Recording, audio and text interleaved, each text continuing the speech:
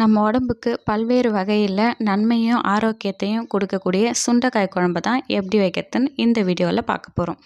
அதுக்கு ஒரு வாணலில் கொஞ்சம் எண்ணெய் ஊற்றி கடுகளை போட்டு கொஞ்சமாக ஜீரகம் போட்டு பொரிஞ்சதுக்கப்புறமா ஒரு கைப்பிடி அளவுக்கு பூண்டு போட்டுக்க வேண்டாம். பூண்டு பொன்னிறமாக வதங்கினதுக்கு அப்புறமா 2 பெரிய வெங்காயத்தை எடுத்து நல்லா நறுக்கி அதில் போட்டுட்டு நல்லா வதங்கினதுக்கு அப்புறமா 2 தக்காளி ஆட் பண்ணிக்க வேண்டாம். ஆட் பண்ணிட்டு நல்லா வதக்கிட்டு அதுக்கப்புறமா ஒரு லெமன் சைஸ் புளி எடுத்து ஊற வச்சுருக்குறோம்.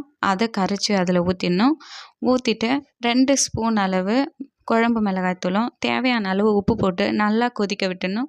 கொதித்ததுக்கப்புறமா நம்ம சுண்டைக்காயை நசுக்கி வச்சுருக்கோம். அந்த சுண்டைக்காயை எடுத்து குழம்புல போட்டுற வேண்டியதான். போட்டுட்டு கொஞ்ச நேரம் வெயிட் பண்ணி நல்லா கொதித்து எண்ணெய் பிரிகிற அளவுக்கு வந்ததுக்கப்புறமா மேலே கொஞ்சோண்டு கருவேப்பிலை இலையை தூவி இறக்கிட வேண்டியதான். இந்த குழம்புல ஏதாவது நம்ம உப்போ காரமோ கொஞ்சம் அதிகமாக போட்டிருந்தனாக்கா பயப்பட வேண்டியதில்லை. லாஸ்ட்டாக ஒரு 2 ஸ்பூன் எண்ணெய் சூடு பண்ணி மேலே ஊற்றிக்க வேண்டாம். இது எங்கள் மாமியார் சொன்ன ரகசியம். அதனால் உங்களுக்கு ஷேர் பண்ணுறேன்.